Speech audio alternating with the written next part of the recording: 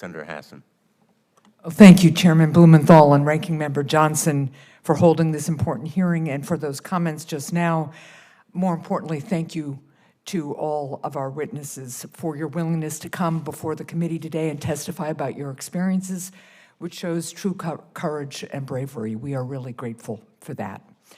I am deeply disturbed, as are the other members of this committee, by the Coast Guard's inadequate and unjust response to sexual assaults and harassment at the Coast Guard Academy and within the service. It took nearly 40 years for the Coast Guard and the Academy to take a hard look at its culture and processes for addressing sexual assault, and another 6 to 7 years to complete its investigation. And then it took the agency another 2.5 years to release the findings of its investigation. Whether it stems from negligence or malfeasance, it's unacceptable that the Coast Guard buried the Operation Fouled Anchor report for so long. The women and men of the Coast Guard who commit their lives to their country and to keeping all of us safe, secure, and free deserve a system that treats victims with dignity and fairness, is committed to holding wrongdoers accountable, and recognizes that a Coast Guard that treats women as second-class citizens fails to uphold American values and undermines its own mission as a result. So with that, I did want to ask a question. I know from others who have been following this hearing all morning that a number of my questions have been answered, so I'm not going to make you go through all of that again. But I did want Cadet Holmstrup to start with you. In your testimony, you explained how your attacker was able to continue to harass you, including violating a no-contact order, even after you made an unrestricted report to the Academy.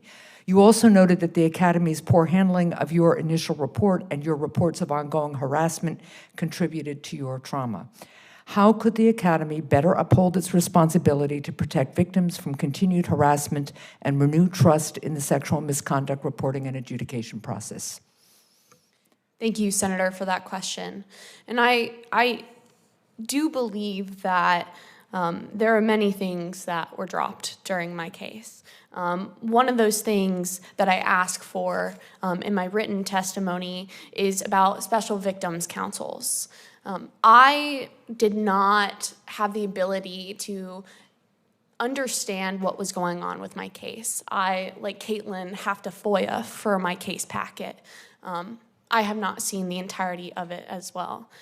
And neither did my SVC, my lawyer at the time. So he was not able to fully prepare me for what I was going into.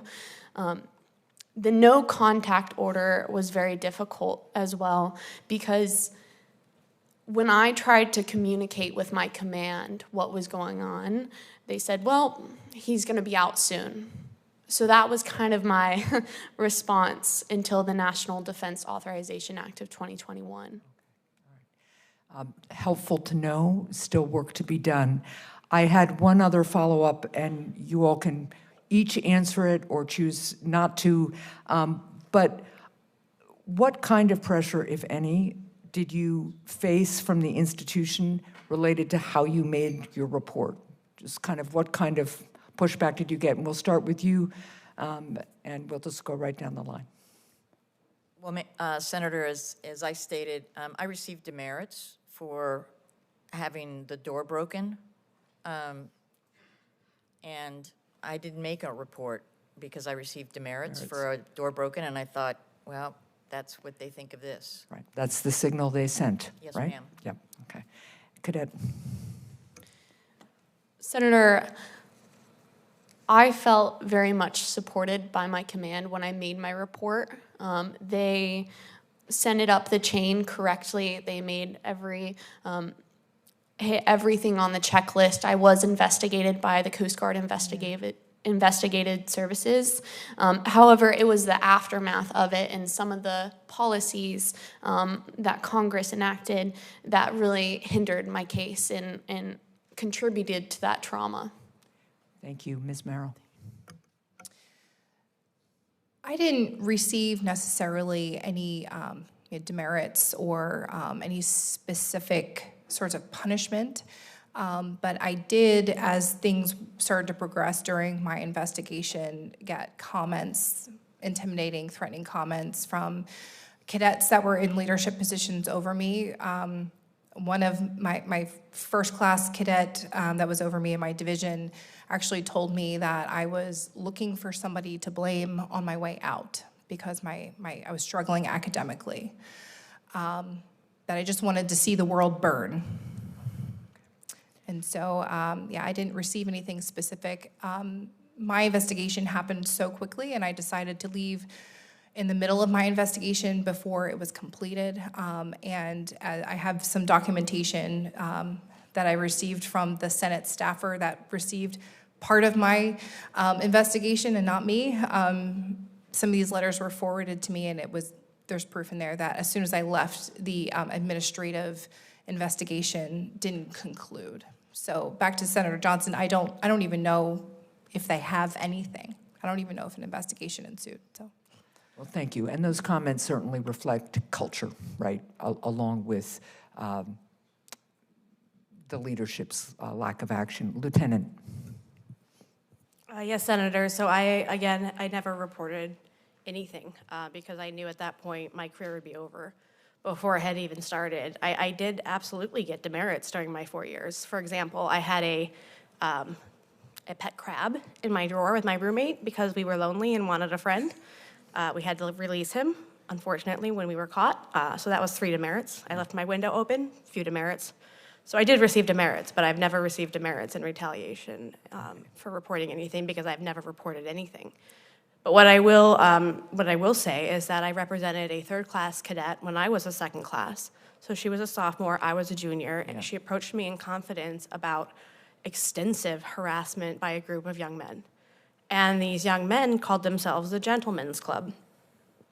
And I told her, and I spoke with her at length about, the reality and what we should do and how we should approach this. And I said, I am happy. I will support you.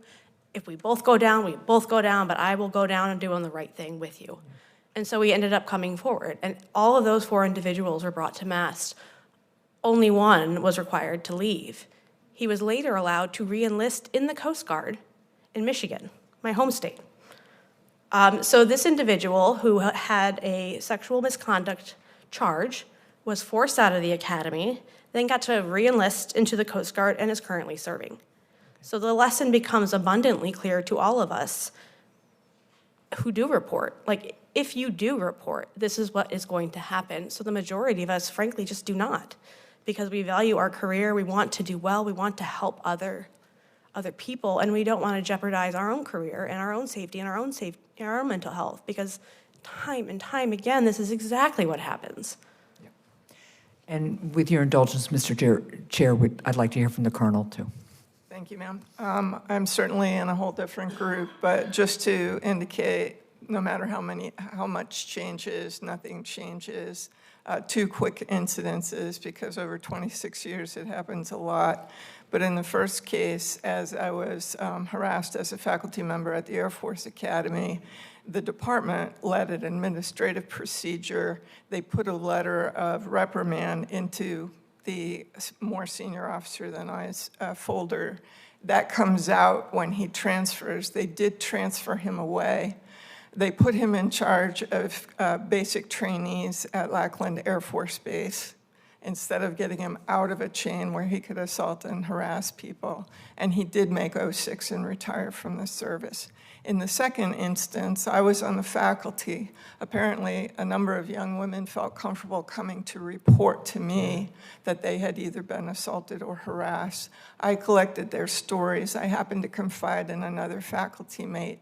Somehow that got to the commandant. I was a junior captain. I was called into the commandant's office outside my chain of command and asked why they were coming to me, who was it, what they said.